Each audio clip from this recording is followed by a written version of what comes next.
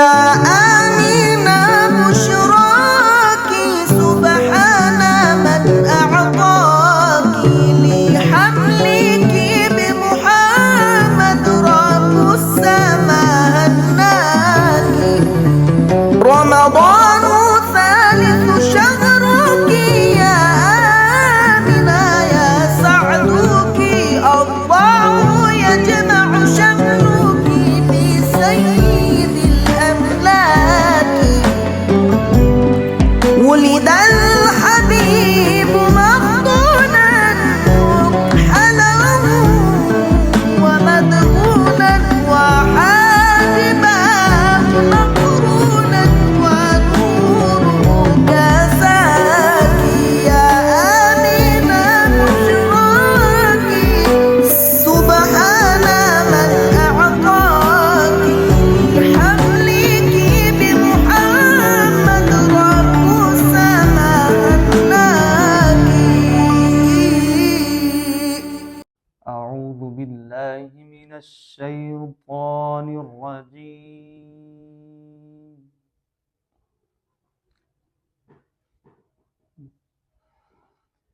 بسم الله الرحمن الرحيم.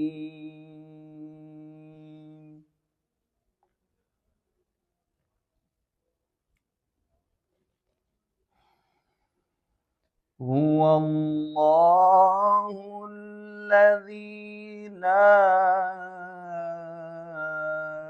إله إلا هو الملك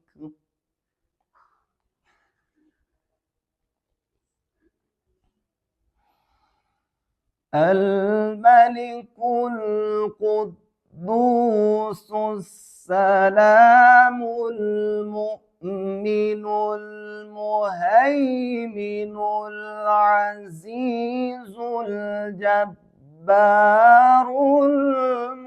المتكبر.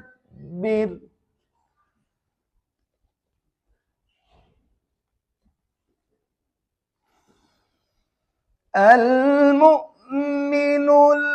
المهيمن العزيز الجبار المتكبر سبحان الله عما يشركون.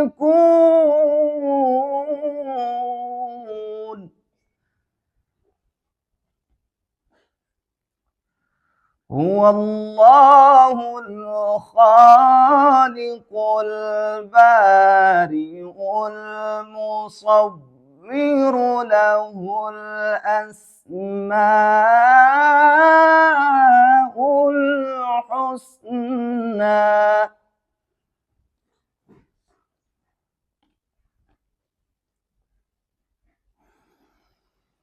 هو الله الخالق البارئ المصور له الأسماء الحسنى يسبح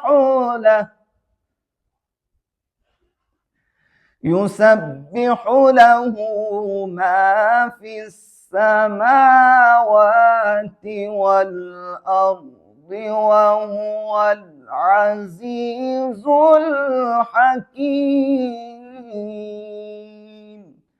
صدق الله العلي العظيم. حاملا ومصليا ومسلما أما بعد فأعوذ بالله من الشيطان الرجيم. بسم الله الرحمن الرحيم. या अय्युहल्लज़ीना आमनू कुलू मिन तय्यिबाति मा रज़क़नाकुम।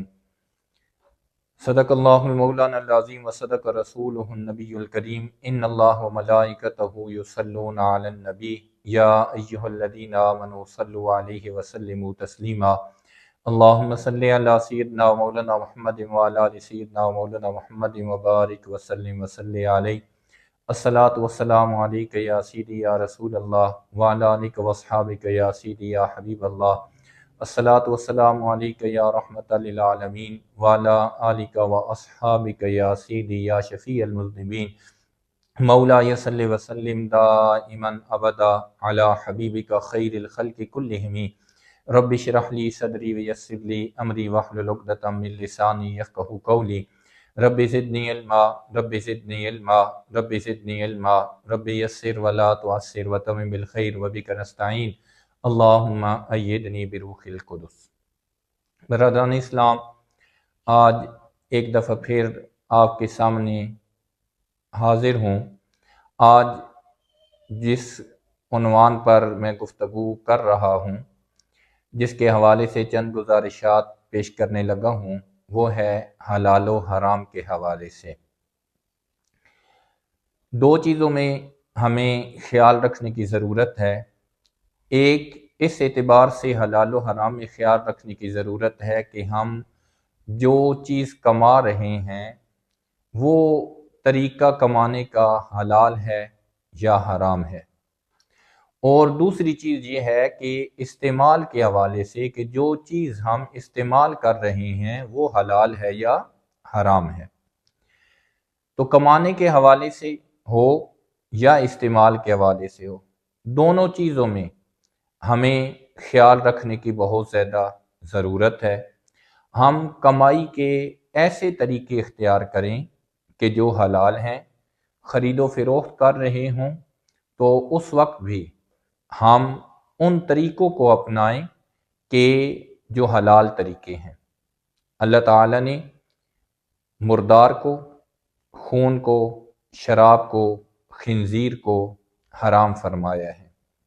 ان کا کھانا پینا یہ حرام ہے۔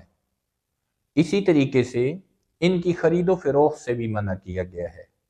مسلمان کے نزدیک یہ چیزیں مال ایسا نہیں، مال ہی نہیں ہے کہ جس کی قیمت لگائی جا سکے، جو آگے بیچی جا سکے۔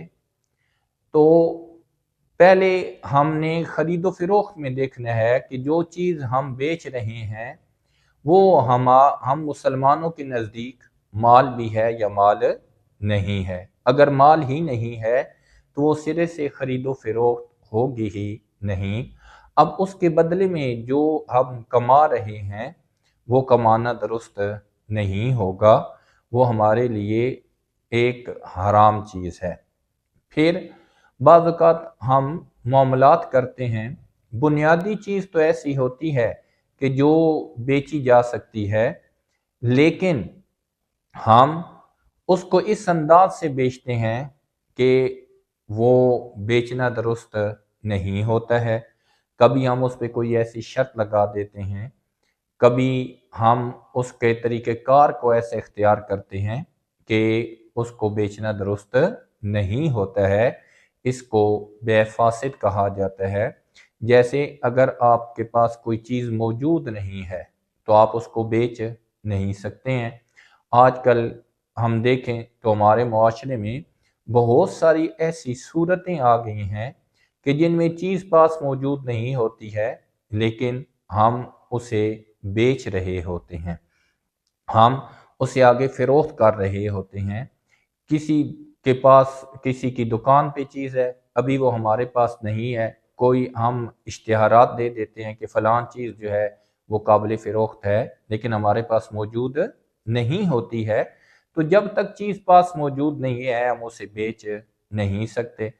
آج ہم دیکھیں تو بہت سارے کام ایسے ہو رہے ہیں جو انٹرنیٹ کے ذریعے ہو رہے ہیں، چیز پاس موجود نہیں ہوتی ہے پھر بھی بیچی جا رہی ہوتی ہے۔ بعض ہمارے معاشرے کے اندر ایسی اسکیمیں آ گئی ہیں، ایسی کمیٹیاں بن گئی ہیں جن کے اندر بہت زیادہ خرابیاں پائی جاتی ہیں۔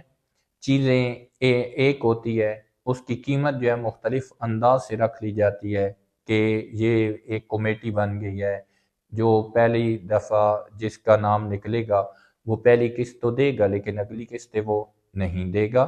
تو یہ انداز بھی درست نہیں ہوتا ہے۔ اور اسی طریقے سے رشوت ہے، کرپشن ہے، ذخیرہ اندوزی ہے، یہ ایسی چیزیں ہیں کہ جو اسلام میں جائز نہیں ہے۔ ایسی ذخیرہ اندوزی جو لوگوں کو نقصان دے وہ درست نہیں ہوتی ہے۔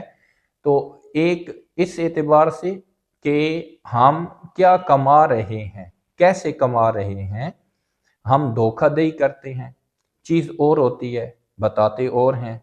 حضور سید عالم صلی اللہ علیہ وآلہ وسلم ایک دفعہ ایک ایسے شخص کے پاس سے گزرے کہ جو کسی گندم وغیرہ کا کھانے کی کوئی سی چیز کو بیچ رہا تھا، تو آپ صلی اللہ علیہ وآلہ وسلم نے اپنا دست اقدس جب اس کھانے کے جو ڈھیر تھا، اس کے اندر جو دانوں کا ڈھیر تھا، اس میں آپ نے اس دست اقدس اس میں رکھا تو آپ کو نمی محسوس ہوئی۔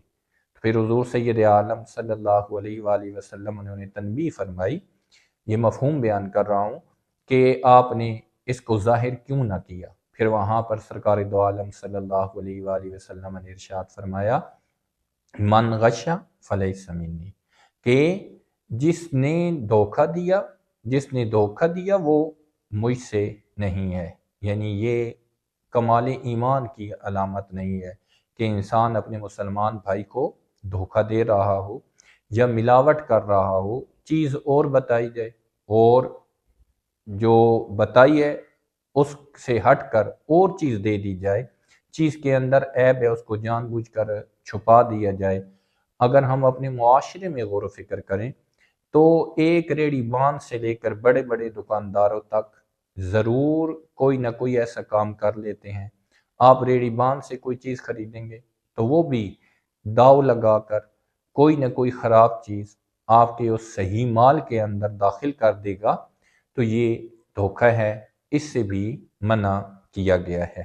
تو سب سے پہلی چیز یہ ہے کہ ہم اس بات کی طرف خیال رکھیں کہ جو چیز ہم کما رہے ہیں وہ اس کا طریقہ حلال ہے یا طریقہ حلال نہیں ہے، اس کے طریقے کی اسلام اجازت دیتا ہے یا اجازت نہیں دیتا ہے۔ جب انسان حرام طریقے سے مال کماتا ہے تو پھر اس کے اندر سے برکت ختم ہو جاتی ہے، برکت اٹھ جاتی ہے۔ انسان اپنے رب کی بارگاہ میں حاضر ہوتا ہے لیکن وہ دعا بھی کرتا ہے، بڑی گڑ گڑا کے دعا کرتا ہے، لیکن اس کی دعا کو قبولیت نصیب نہیں ہوتی ہے۔ حضور سید عالم صلی اللہ علیہ وآلہ وسلم کی ایک حدیث مبارکہ حضرت ضیاء الامت جسٹس پیر محمد کرم شاہ الازہری رحمۃ اللہ تعالی علیہ نے سورہ بقرہ کی آیت نمبر 186 میں آپ نے یہ حدیث مبارکہ بیان کی ہے، جس میں اللہ تعالیٰ نے ارشاد فرمایا ہے تکریمہ کے میں کہ وَإِذَا سَأَلَكَ عِبَادِي عَنِّي فَإِنِّي قَرِيبٌ أُجِيبُ دَعْوَةَ الدَّاعِ إِذَا دَعَانِ، کہ بے شک اے محبوب جب تم سے میرے بندے مجھے پوچھیں تو میں نزدیک ہوں، دعا قبول کرتا ہوں پکارنے والے کی جب مجھے پکارے۔ اس آیت کریمہ کے تحت حضرت ضیاء الامت جسٹس پیر محمد کرم شاہ الازہری رحمۃ اللہ تعالی علیہ نے لکھا ہے کہ ممکن ہے یہاں پر کسی کو شک گزرے کہ بسا اوقات دعا کرتے کرتے سال ہا سال گزر جاتے ہیں لیکن قبول نہیں ہوتی۔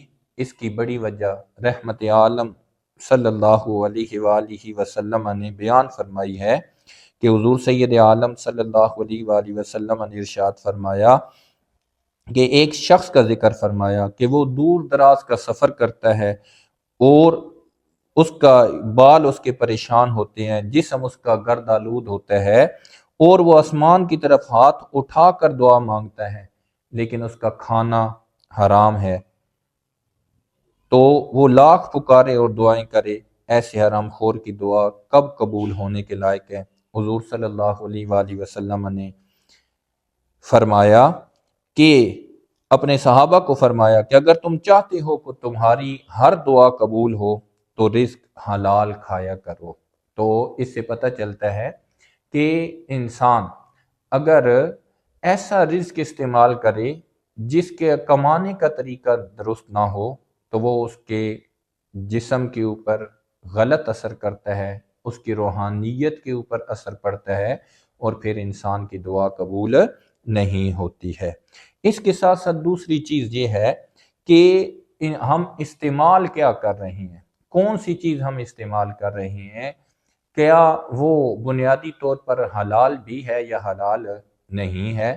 جو آیت کریمہ پہلے میں نے تلاوت کرنے کا شرف حاصل کیا کہ انما حرم علیکم المیتۃ والدم ولحم الخنزیر وما اہل بہ لغیر اللہ، کہ اللہ تعالیٰ نے بے شک حرام فرما دیا ہے مردار کو، خنزیر کو، خون کو، ولحم الخنزیر، خنزیر کے گوشت کو، ان چیزوں کو اللہ تعالیٰ نے حرام فرما دیا ہے۔ تو اب اگر ہم دیکھیں تو ہم آئے دن اخبارات میں پڑھتے ہیں کہ کئی ہوٹلوں میں مردہ مرغیوں کو بیچا جاتا ہے، وہاں پہ اس کو پکایا جاتا ہے، لوگوں کو کھلایا جاتا ہے، حرام جانور جو ہیں وہ کھلائے جاتے ہیں۔ اور اسی طریقے سے جو خنزیر کی چربی ہے اس کے استعمال کی بنی ہوئی چیزیں وہ بھی اس طریقے سے لوگوں کو استعمال میں لائی جاتی ہیں۔ اس حوالے سے اگر ہم اسلامی احکامات کو پر غور و فکر کریں تو اسلامی احکامات وہ انسان کی 5 چیزوں کی حفاظت کرتے ہیں۔ جتنے بھی احکامات ہوں گے وہ ان بنیادی 5 چیزوں کی حفاظت کے ارد گرد ہی گھوم رہے ہوں گے۔ ان کو مقاصد شریعہ کہا جاتا ہے۔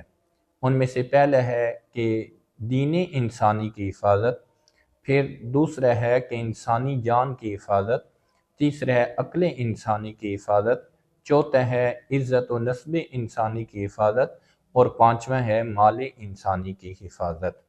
اب اسلام میں جو چیزیں منع کی گئی ہیں کہ ان کو آپ نے استعمال نہیں کرنا ہے، ان میں کوئی نہ کوئی نقصان کا پہلو ضرور موجود ہوتا ہے۔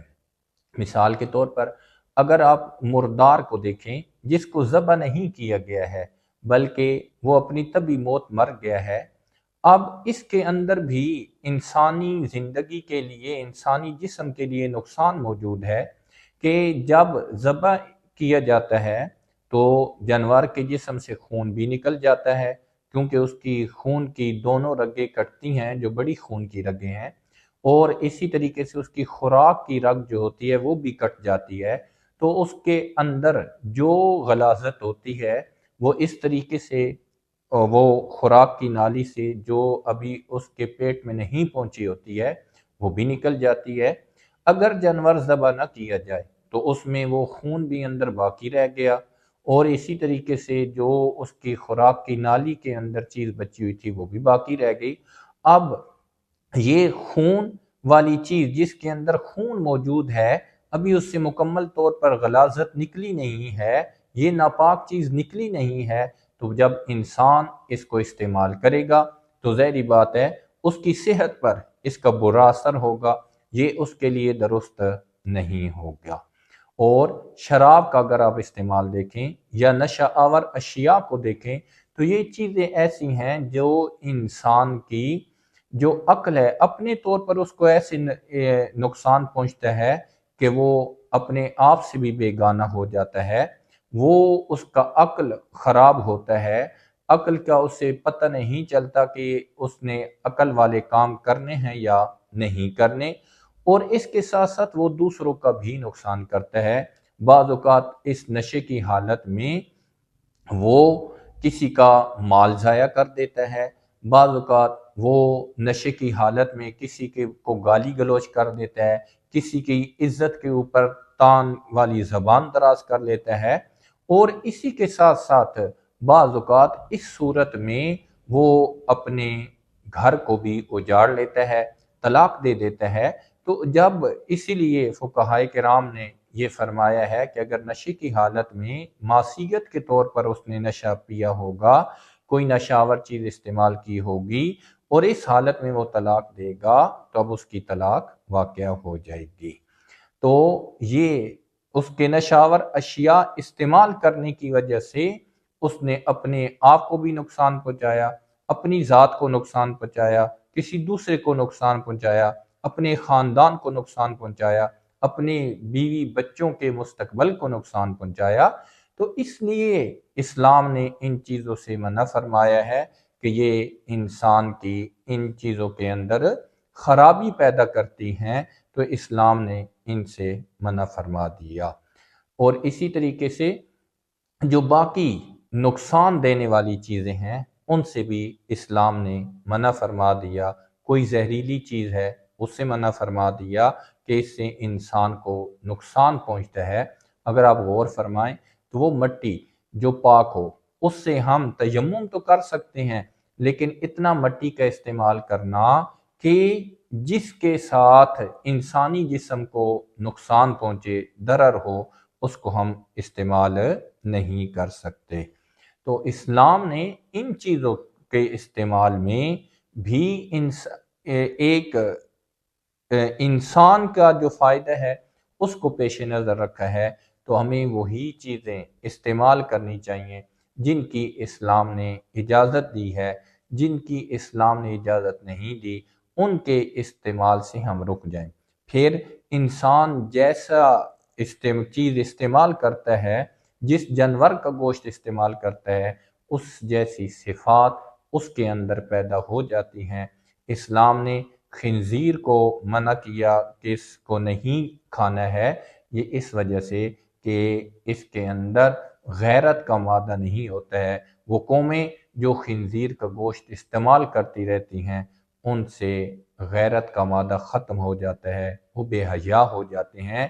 اور شکاری جانوروں سے اسلام نے منع فرمایا کہ جو پرندے شکار کرنے والے ہیں یا جو جانور شکار کرنے والے ہیں ان کو بھی تم نہ کھاؤ۔ اس کی وجہ یہ ہے کہ جب وہ شکاری جانوروں کو کھائے گا تو وہی شکاری جانوروں والی صفات وہ اس انسان کے اندر بھی پیدا ہو جائیں گی، تو ان شکاری جانوروں کے کھانے سے بھی منع فرما دیا۔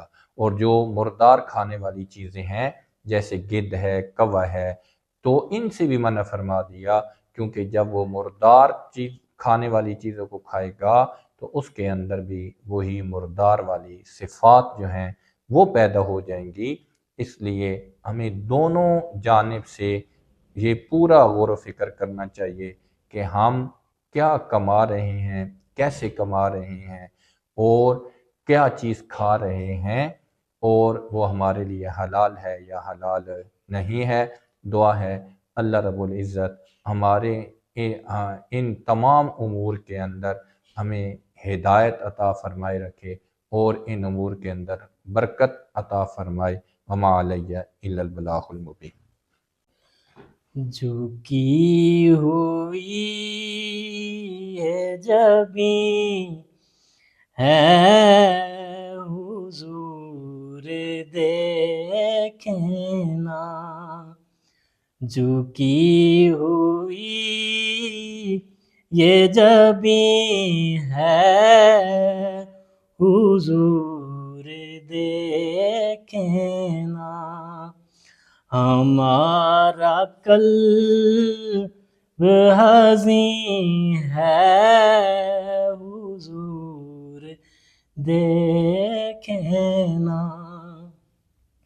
کسی کا کوئی تو ہوتا ہے اتنے لوگوں میں، ہمارا کوئی نہیں ہے حضور دیکھنا، ہمارا کوئی نہیں ہے حضور دیکھنا، ہماری آنکھوں میں خوشیوں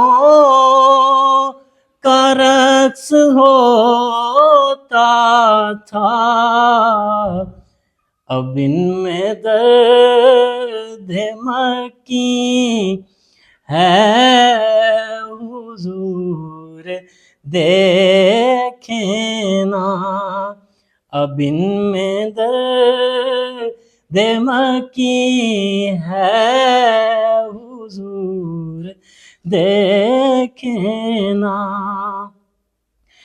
دل حزین کا فقط آپ کی نظر کے سوا کوئی علاج نہیں ہے حضور دیکھیں نا، کوئی علاج نہیں ہے حضور دیکھیں نا،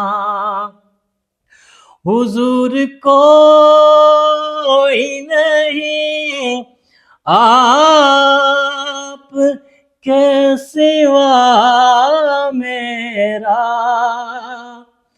حضور کوئی نہیں آپ کے سوا میرا، حضور کوئی نہیں ہے حضور دیکھیں نا، حضور کوئی نہیں ہے حضور دیکھیں نا، جھکی ہوئی یہ جبیں ہے حضور دیکھیں نا، ہمارا قلب حزین ہے حضور دیکھیں نا۔